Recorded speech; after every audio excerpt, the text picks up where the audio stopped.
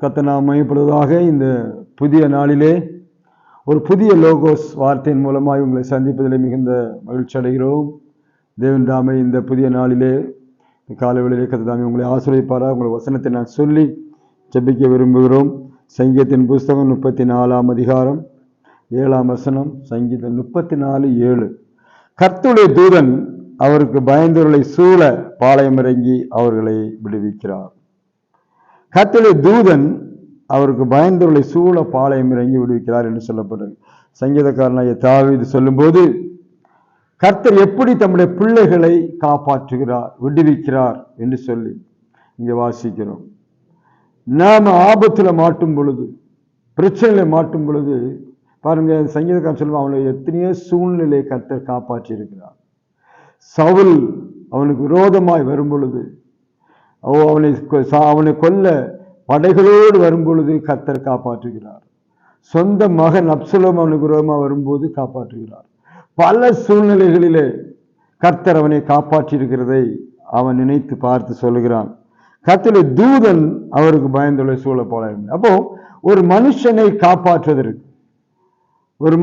காப்பாற்றுவதற்கு என்று பார்க்கும்போது தேவன் தான் மனுஷனை காப்பாற்ற முடியும். சில சமயத்துல நம்ம எல்லாம் போயிட்டு எங்கெல்லாமோ போய் காப்பாற்ற சொல்லி ஒளிஞ்சுக்குவோம். இங்க காப்பாற்றாத ஆளுகள்கிட்ட போய் காப்பாற்று, திருடன்கிட்ட போய் நம்ம ஒழிச்சுக்குவோம், காப்பாற்று. திருடன் எங்க நம்மளை காப்பாற்ற முடியுமா? அதே போலதான் சில சமயத்துல நம்ம எங்க காப்பாத்துங்கன்னு சொல்லி போகிற இடம் ஆபத்தான இடத்துல போய் சேரும். இங்கே வசனத்தை வாசிக்கும் போது கர்த்தருடைய தூதன் என்ன செய்கிறார்? தம்முடைய பிள்ளைகளை காப்பாற்றுகிறார் என்பதை பார்க்கிறோம். இந்த நாளில் அருமையானவர்களே, கர்த்தர் நம்மை காப்பாற்றணும் அப்படின்னா அவர் நம்ம சூழ பாளையம் இறங்கி விடுவிக்கிறான். வேதாகமத்தில் அநேக இடங்களில் நம்ம பார்க்க முடியும். தேவன் தன் பிள்ளைகளை பாதுகாத்து கொண்டே இருக்கிறார். 23ஆம் சங்கீதம், கோலும் தடியும் என்னை தேற்றும். பாருங்க, எத்தனையோ வசனங்களை பாடிக்க முடியும். இங்கே பார்க்கும்போது பாருங்க, யோபுவையும் அவனுக்கு உண்டான எல்லாவற்றையும் சுற்றி வேலி அடைத்தார். பிசாசுக்குள்ள போக முடியல. அந்த வேலி யோபுக்கவே தெரியாது. அவர் சுற்றி வேலி அடைச்சிருக்கிறது யோபுக்கு தெரியாது. ஆனா யாருக்கு தெரியும் தெரியுமா? அந்த பிசாசுக்கு தெரியுது. பிசாசு உள்ள போகவே முடியல. அவன் சொல்றான், அவனையும் அவனுக்கு உண்டான எல்லாவற்றையும் சுற்றி வேலி அடைக்கவில்லையோ அப்படின்னு கேட்கிறான்.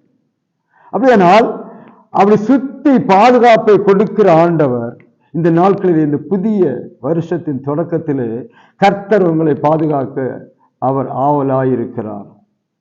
கர்த்தர் உங்களை பாதுகாக்க அவர் விருப்பப்படுகிறார். அதே கர்த்தருக்கு பாருங்க, அவர் உங்களை ஆசீர்வதிப்பதும் பாதுகாப்பதும் அவருக்கு பிரியம். இஸ்ரவேல் ஜனங்களை பாதுகாத்தார் என்று சொல்லப்பட்டிருக்கிறது. லட்சக்கணக்கான மக்களை வனாந்திரத்திலே பாதுகாத்தார். தண்ணீர் இல்லாத தண்ணி கொடுத்து பாதுகாத்தார். வெயிலிலே மேக ஸ்தம்பத்தை கொடுத்தார். இரவிலே அக்கினி ஸ்தம்பத்தை கொடுத்து அவர்களுக்கு பாதுகாப்பை கொடுத்தார். இப்படி பல வசனங்களை வேதத்தில் வாசிக்க பாதுகாக்கிறது பாருங்க சொல்லப்படுறது. அவருக்கு பயந்தவர்கள் அப்ப பாளையம் இறங்கி விடுவிக்கிறார். விடுவித்து பிரச்சனை வரும்போது விடுதலை பண்ணுகிறார். யாரை விடுதலை பண்ணுகிறார் என்றால் அவருக்கு பயந்தவர்களை. யாருக்கு பயம்? கர்த்தருக்கு பயப்படும் பயம்.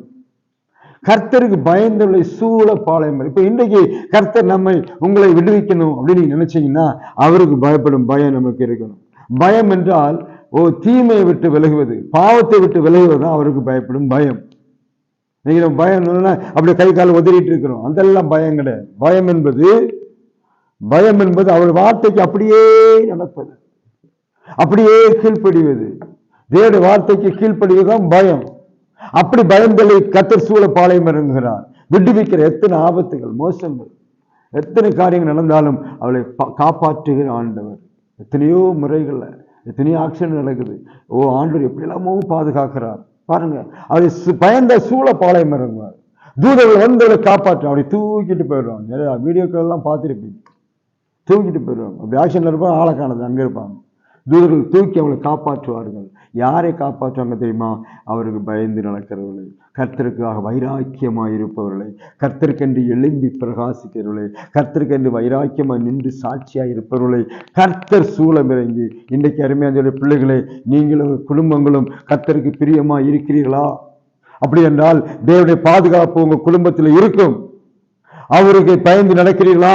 அப்படி என்றால் கர்த்தர் உங்களை பாதுகாப்பார். காலையிலேயே உங்களை பாதுகாப்பார். பாருங்க, காலையில வீட்டை விட்டு வெளியே போனோம்னா திரும்ப சாயங்காலம் வீட்டுக்கு வந்தாதான் நமக்கு உறுதி. வந்துட்டாங்க சோத்திரம் அப்படின்னா உறுதி. ஏன்னா அந்த அளவுக்கு உலகத்திலே நடந்து கொண்டிருக்கிறது. எப்ப என்ன நடக்கும்னு யாருக்குமே தெரியாத சூழ்நிலையில நம்மை பாதுகாக்கிற ஆண்டவர் சொல்றாரு, கர்த்தருக்கு பயப்படுவர்களை சூழப்பாளையம். இன்னைக்கு கர்த்தருக்கு பயந்து நடந்தா உங்களையும் குடும்பத்தையும் கர்த்தர் பாதுகாப்பார். இன்றைக்கு ஆண்டவருக்கு பாதுகாக்க நம்ம ஒன்றும் சொல்ல வேண்டிய அவசியம் இல்லை. இன்னைக்கு பெரிய பெரிய அரசியல்வாதிகளுக்கெல்லாம், பெரிய பெரிய தலைவர்களுக்கெல்லாம் எஸ்கார்ட் இருக்காங்க. கண்ணை தூக்கிட்டு பின்னாடி போயிட்டு இருப்பாங்க. பாதுகாப்பு சோத்திரம். அந்த பாதுகாப்பு எல்லாம் இல்லை அருமையான. அதை காட்டிலும் மேலான பாதுகாப்பு கர்த்தருடைய பிள்ளைகளுக்கு கர்த்தர் வைத்திருக்கிறார். அந்த பாதுகாப்பு தூத சேனைகள் நம்மை சுற்றி, நம்ம கண்ணுக்கே தெரியாத ஒரு சேனைகள் நம்மை சுற்றி பாதுகாப்பா இருக்கிறாங்க. அவர்கள் பாருங்க, மேலிருந்து விழும்போது காவில் இடாதபடிக்கு அவளை தூக்கி சுமந்து கொள்வார்கள். வசனம் சொல்லுது பாருங்க. அவருக்கு கீழே விழும்போது எழுறும் பொழுது அவளை காப்பாற்றுகிற தேவன் இன்றைக்கு நம்மை காப்பாற்றி கொண்டிருக்கிறார். யாரை காப்பாற்ற? கர்த்தருக்கு பயந்து நடக்கிற ஜனங்களை கர்த்தர் பாதுகாத்து கொண்டிருக்கிறார். அன்படினாலே இந்த நாளிலே நீங்கள் ஆசீர்வாதமாய் இருக்க, ஆபத்திலே விடுதலை பெற பாருங்க. சாத்ராக், மேஷாக், ஆபேத்நேகோவை பத்தி வாசிச்சிருக்கிறீங்க. கர்த்தர் அவளை பாதுகாத்தார். பயந்து இருந்த பின்னாலே கர்த்தர் பாருங்க உள்ளத்துக்கு போட்டாங்க. நேபுகாத்நேச்சார் அவனுடைய கட்டளின்படி தூக்கி நெருப்புல போட்டாங்க. சோத்திரம். 7 மடங்கு அதிகமாக அவர் நெருப்பு அதிகப்படுத்தி தூக்கி போட்டாங்க. யாரு பாதுகாத்தது? நெருப்புக்கு தெரியுமா யார் நல்லவன் கெட்டவன்? கர்த்தர் இறங்கி வந்தார். தேவ தூதனான இறங்கி வந்த அந்த ஏஞ்சல் ஆஃப் த லார்ட் சொல்லப்படுறது. இந்த ஏஞ்சல் ஆஃப் த லார்ட் இறங்கி வந்து அவர்களோடு இருந்தார். அக்கினி அவங்களுக்கு பலம் செய்யவில்லை. சிங்க குவியலை தூக்கி போட்டாங்க தானியலை. பார்த்துருங்க. அப்பொழுது கர்த்தர் இறங்கி வந்தார். இதே போல உங்களையும் ஆபத்து வரும்போது சூழ பாளையம் இறங்குகிற தேவன் உங்களோடு இருக்கிறார். அவரை நேரை நோக்கி பார்ப்பீங்களா? அந்த கால வேளையில கர்த்தர் உங்களையும் குடும்பத்தையும் உங்கள் பிள்ளைகளையும் எல்லாரையும் பாதுகாக்கும்படி கர்த்தர் விரும்புகிறார். நீங்க செய்ய வேண்டிய காரியம் அவருக்கு பயந்து நடங்க.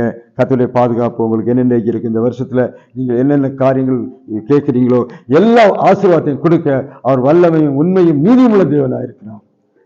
இந்த அருமையான காலையில் ஒப்பு கொடுப்பீங்களா? உங்களுக்காக நான் ஜெபிக்கிறேன். பரலோகத்தின் பிதாவே, நன்றியோடு துதிக்கிறோம்.